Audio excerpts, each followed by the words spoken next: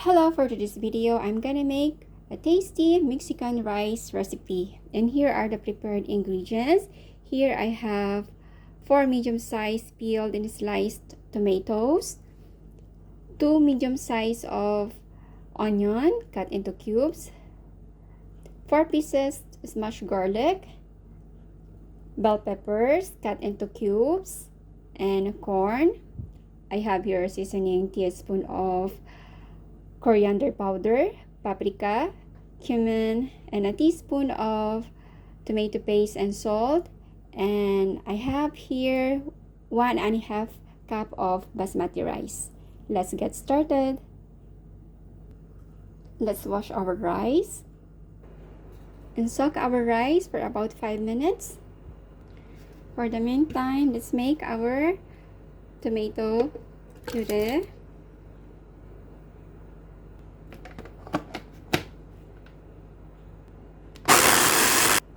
Now our tomato puree is done. Set aside.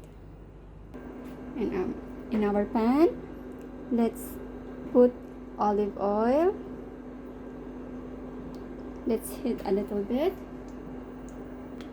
Once our olive oil hot, let's fry our garlic. Fry until the aroma releases. Once the aroma releases, let's add our onion. Once it's turned to brown, let's fry our corn.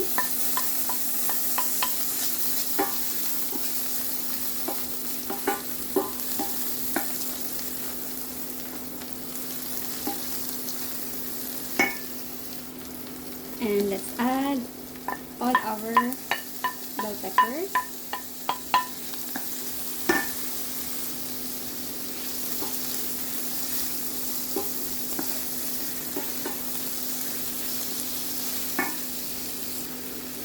And add our prepared seasonings.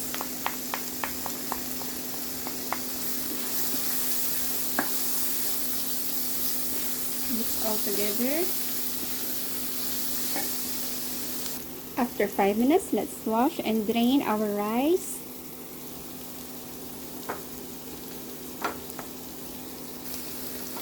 And now let's add our rice.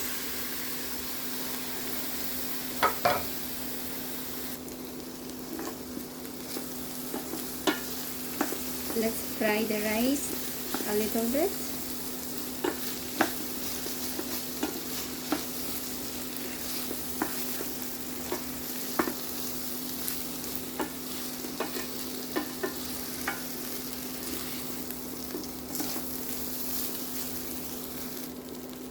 Now let's add our tomato puree.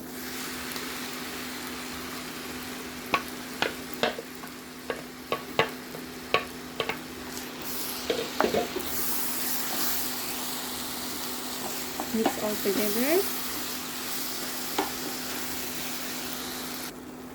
And add hot water.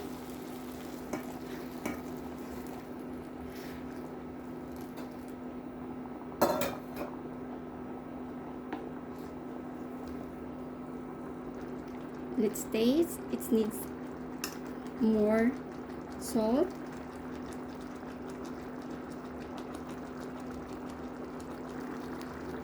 Add another teaspoon of salt.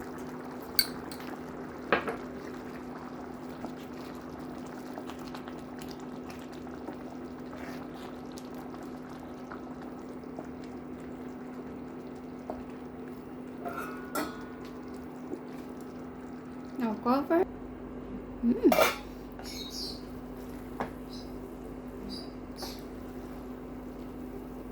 It's already done. Now turn off the cooking machine. And our tasty Mexican rice recipe is ready to serve. You can smell the aromas. Very yummy. Let's serve it into serving plate.